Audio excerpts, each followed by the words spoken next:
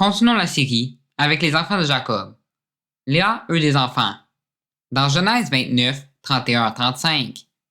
L'Éternel vit que Léa n'était pas aimée et il la rendit féconde, tandis que Rachel était stérile. Léa devint enceinte et enfanta un fils, à qui elle donna le nom de Ruben, car elle dit: L'Éternel a vu mon humiliation, et maintenant mon mari m'aimera.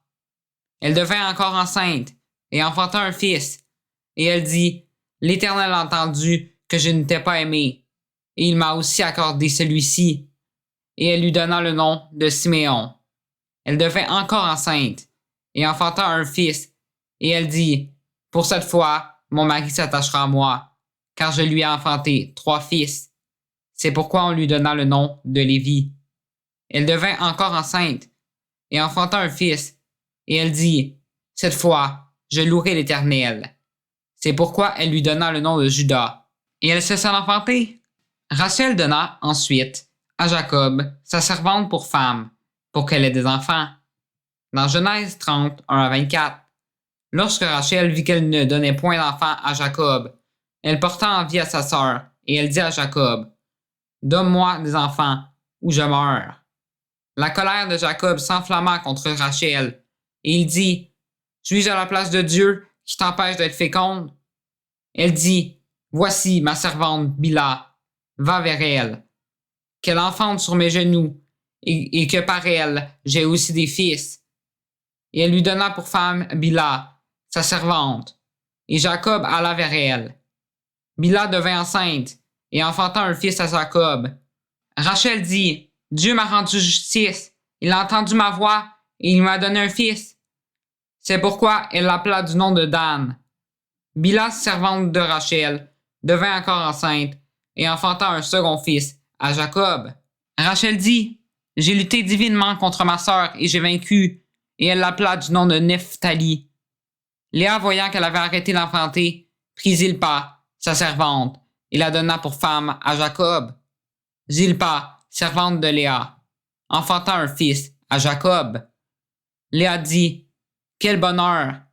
Et elle l'appela du nom de Gad. Zilpa, servante de Léa, enfanta un second fils à Jacob. Léa dit: Que je suis heureuse, car les filles me diront heureuse. Et elle l'appela du nom de Hazer. Ruben sortit au temps de la moisson des blés et trouvait des mandragores dans les champs. Il les apporta à Léa, sa mère. Alors Rachel dit à Léa: Donne-moi, je te prie, des mandragores de ton fils. Elle lui répondit: Est-ce peu que tu aies pris mon mari pour que tu prennes aussi les mandragores de mon fils? Et Rachel dit: Eh bien, il couchera avec toi cette nuit pour les mandragores de ton fils. Le soir, comme Jacob revenait des champs, Léa sortit à sa rencontre et dit: C'est vers moi que tu viendras, car je t'ai acheté pour les mandragores de mon fils. Et il coucha avec elle cette nuit. Dieu exauça Léa, qui devint enceinte, et enfanta un 5e fils à Jacob. Léa dit: Dieu m'a donné mon salaire, parce que j'ai donné ma servante à mon mari. Et elle l'appela du nom d'Iscar. Léa devint encore enceinte, et enfanta un 6e fils à Jacob. Léa dit: Dieu m'a fait un beau don. Cette fois, mon mari habitera avec moi, car je lui ai enfanté 6 fils. Et elle l'appela du nom de Zabulon. Ensuite, elle enfanta une fille, qu'elle appela du nom de Dina. Dieu se souvint de Rachel.